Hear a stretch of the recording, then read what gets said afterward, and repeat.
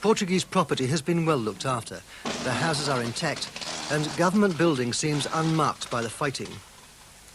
While their flag still flies, the Portuguese themselves look out on the scene from the neighbouring island of Atauro. Fretilin provides them with food and even sent over 15,000 cans of beer at the request of the 50 Portuguese troops who are still there.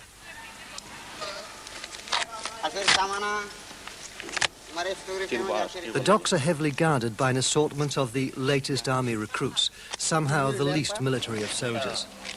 And it's here that the most treasured weapon of war lies. A bullet-riddled Alouette helicopter. But there's no one to fly it, and an Australian mercenary willing to do the job is said to have had his passport impounded by Australian authorities. UDT did better with the Australians. 2 Australian pilots flew over Dili in the early days of the coup and threw hand grenades from the windows of their light aircraft. Once out of the capital, it becomes quite plain that 500 years of Portuguese rule has done little for the colony. 4 kilometres from government building, the roads peter out, and at best they become dried-up mountain streams. To get to the border is a gruelling 2-day journey in 4-wheel drive vehicles. The road to the border is littered with trucks and farm vehicles abandoned by the UDT in their flight westward. As we approached each village, the arrival of Fretilin was heralded by the blaring of car horns, and although the welcomes were far from spontaneous, they seemed relatively sincere.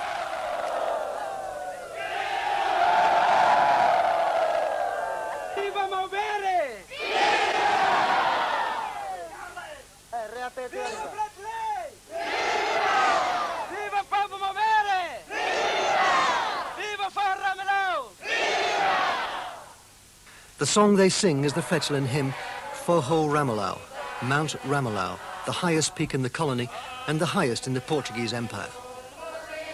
Hey, Mount Ramelau, it goes. What is higher than you?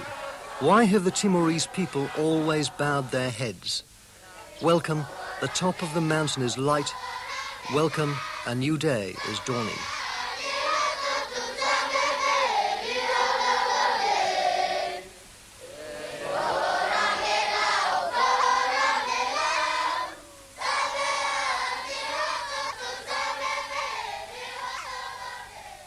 The closer one gets to the border, the more one sees of the Maubari, the ordinary people. Hill tribesmen armed with spears and bows and arrows. In the cold light of day, they seem ineffectual, even comical. But at night, they come into their own. They're deadly accurate with their archaic weapons, and the Burmen have developed a technique of loosing off 3 arrows at a time in a burst approaching the rapidity of machine guns. On the outskirts of the village of Atabai, a 12-year-old boy stood guard. His name is Pele. He'd arrived there with 200 rounds of ammunition and an automatic rifle. Under the rules of Fretilin's army, they were his, and he was a soldier.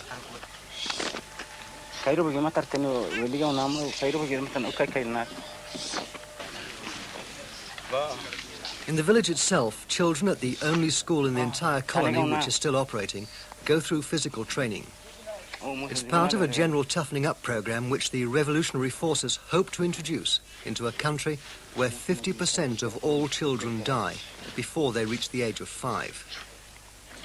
Then the older boys, 12-year-olds, demonstrated their skill with automatic rifles.